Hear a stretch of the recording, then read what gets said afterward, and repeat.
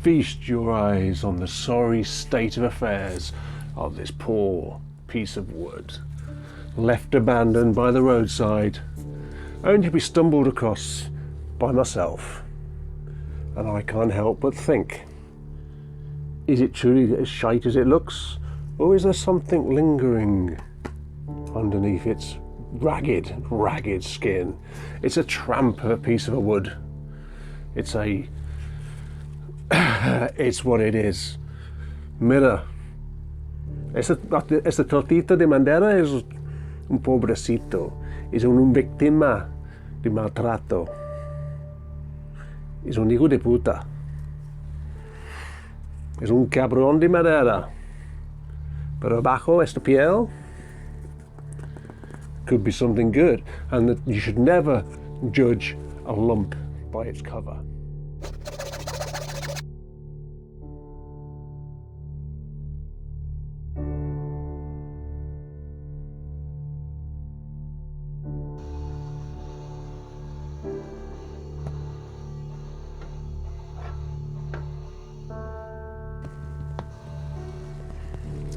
First cut done, and things are looking good. Next cut, I hope it'll be just as lucky.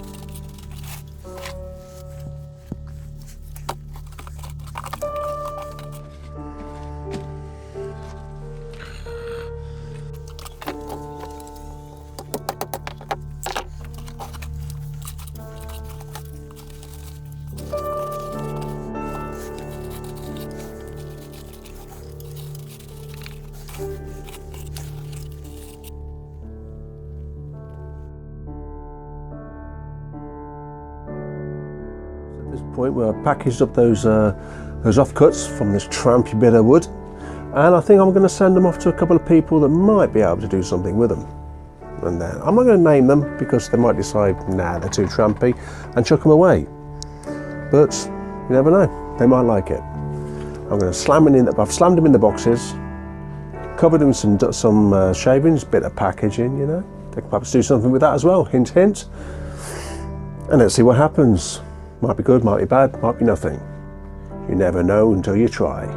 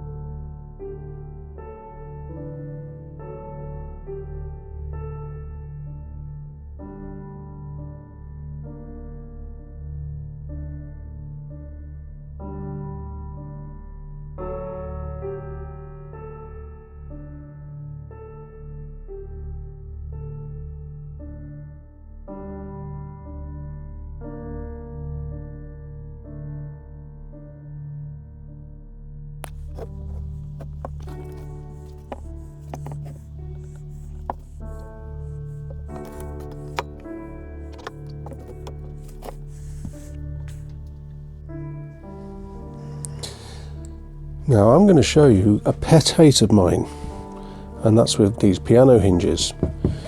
See, you've got your screws here, that's all in their place, but they always put the holes for the next set of screws exactly opposite, which means that when you close it, the heads of the screws are sitting on top of each other, and sometimes this can make the hinge not sit properly. If the hinge isn't sitting properly, it's buggered. So what I'm going to do, I'm going to re-drill this row of holes, offset it slightly, each one. That way the heads won't clash. But if there are any piano hinge manufacturers watching, which I really doubt, but I've got to say it anyway, sort it out. Offset the holes so you don't get the heads clashing. Yeah.